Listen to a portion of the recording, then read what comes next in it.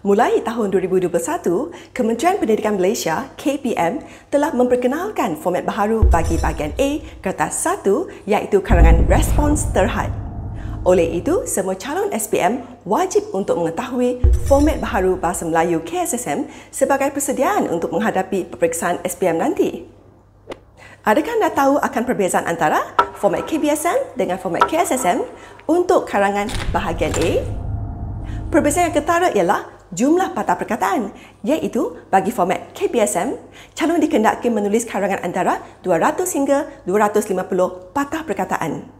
Manakala bagi format KSSM pula, calon dikendaki menulis antara 150 hingga 200 patah perkataan sahaja.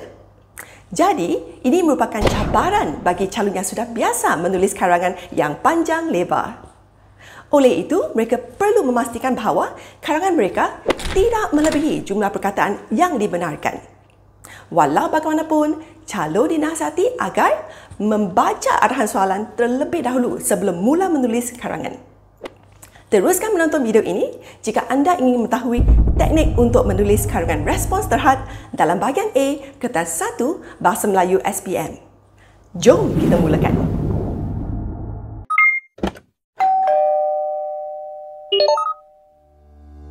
Hai semua, nama saya Cikgu Shirley dan selamat datang ke channel Cikgu. Dalam video ini, Cikgu akan menjelaskan teknik untuk menulis karangan respons terhad dalam bahagian A kertas 1 berdasarkan format terbaru KSSM. Ingat tekan subscribe dan notification bell jika anda ingin menonton video Bahasa Melayu Cikgu yang akan datang.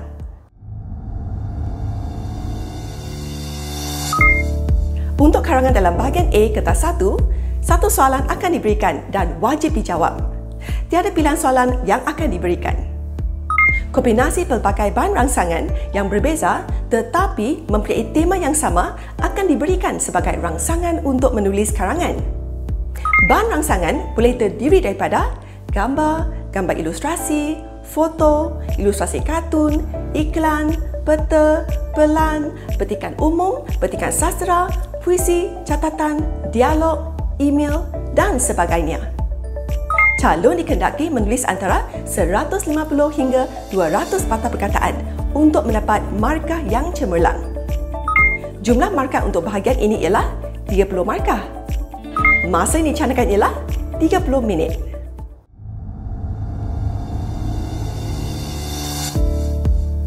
Bagaimanakah kita mengagikan masa dengan betul untuk karangan bahagian A? Pertama sekali ialah kita perlu memahami dan menganalisis tajuk yang diberikan dan kita ambil masa selama 5 minit. Kemudian kita bina rangka karangan dan kita guna masa 5 minit. Kemudian kita menulis karangan dan kita ambil masa 15 minit. Dan akhir sekali kita perlu menyemak karangan dan kita guna masa selama 5 minit. Dan jumlah masa untuk bahagian ini ialah 30 minit.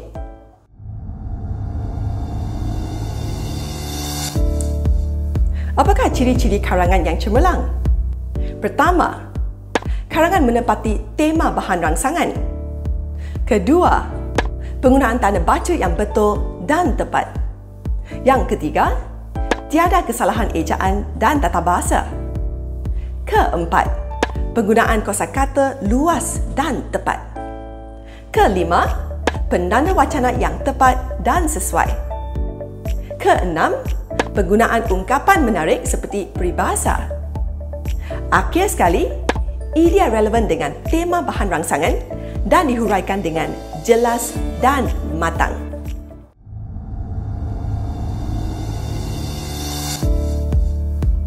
Didapati bahawa kegagalan calon peperiksaan di peringkat SPM untuk mendapat markah yang tinggi disumbangkan oleh kertas karangan.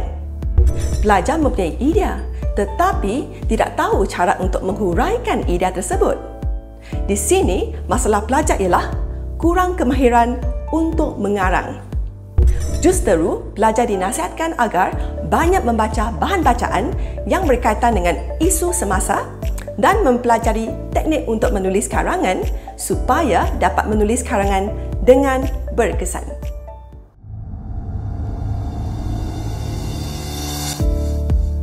Pada hari peperiksaan, apabila kita menerima kertas soalan, kita perlulah mengetahui kehendak soalan. Baca dengan teliti soalan yang diberikan terlebih dahulu. Kemudian, kita fahami tema soalan dan garisi tugasan soalan.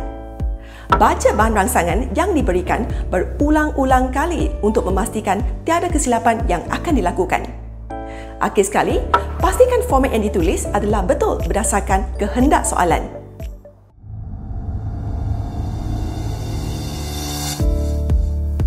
Mari kita lihat contoh tajuk karangan respons terhad. Maklumat di bawah berkaitan dengan penggunaan gadget dalam kalangan kanak-kanak. Huraikan pendapat anda tentang kesan penggunaan gadget kepada kanak-kanak. Panjangnya huraian anda hendaklah antara 150 hingga 200 patah perkataan. Jadi, tema dalam soalan ini ialah penggunaan gadget dalam kalangan kanak-kanak. Dan tugasan ialah kesan penggunaan gadget kepada kanak-kanak. Dan format ialah karangan pendapat.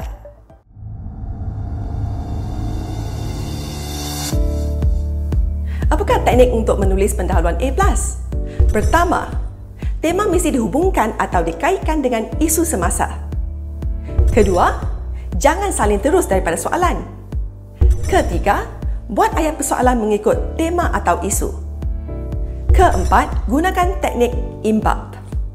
A ialah isu, M ialah mengapa, B ialah bagaimana dan P ialah persoalan. Calon perlu ingat bahawa pendahuluan yang baik akan dapat memancing minat pemeriksa untuk terus membaca dan memberikan tanggapan yang baik kepada pemeriksa untuk mendapat markah yang cemerlang. Mari kita lihat peringkat 1 iaitu pendahuluan karangan. Kita mula dengan isu. Dasar warsa ini, penggunaan gadget dalam kalangan kanak-kanak semakin tidak terkawal. Kemudian kita sambung dengan mengapa. Terdapat kajian yang menunjukkan bahawa penggunaan gadget menyebabkan kanak-kanak sukar untuk bertutur. Kemudian kita sambung dengan bagaimana. Justeru, ibu bapa harus bertindak tegas terhadap anak-anak. Kemudian kita sambung dengan persoalan. Persoalannya, apakah kesan-kesan penggunaan gadget dalam kalangan kanak-kanak?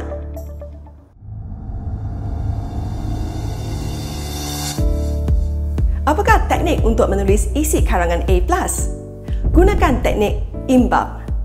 A ialah isu, M ialah mengapa, B ialah bagaimana dan P ialah penegasan. Mari kita lihat perenggan kedua iaitu isi yang pertama. Kita mula dengan isi. Antara kesan penggunaan gadget termasuklah penglihatan kanak-kanak akan menjadi kabur. Kemudian kita sambung dengan mengapa. Penggunaan gadget dalam jangka masa yang lama akan menyebabkan penglihatan menjadi kabur. Kemudian kita sambung dengan bagaimana. Oleh itu, ibu bapa perlu mendidik anak-anak sejak kecil lagi bahkan melentur buluh biarlah dari rebungnya supaya tidak memegang gadget mereka secara dekat.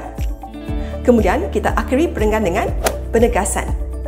Tegasnya, ibu bapa haruslah memantau anak-anak ketika mereka bermain gadget. Mari kita lihat perenggan ketiga.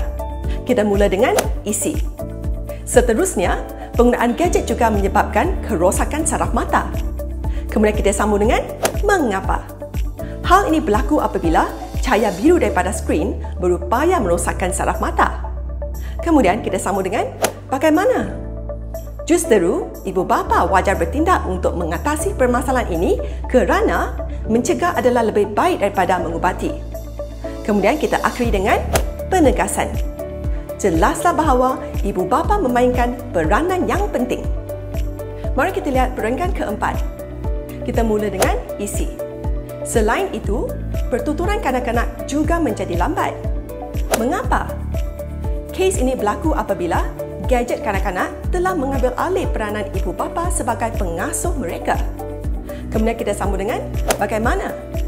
Justeru, ibu bapa haruslah meluangkan lebih banyak masa bersama anak-anak mereka supaya nasi tidak menjadi bubur. Kemudian kita akhiri dengan penegasan. Jelaslah bahawa situasi ini wajar dipulihkan demi kebaikan kanak-kanak.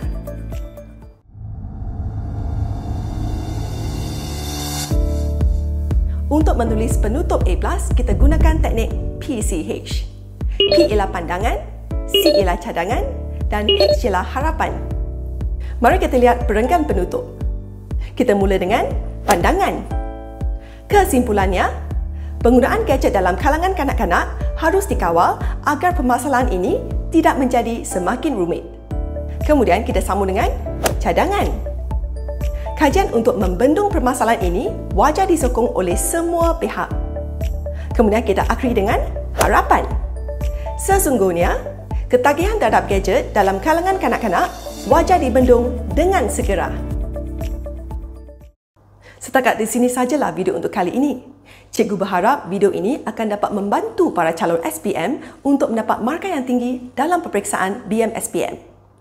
Jika anda merasakan video ini bermanfaat, ingat tekan like dan share kepada kawan-kawan yang lain yang juga ingin skor A+ dalam BM-SPM.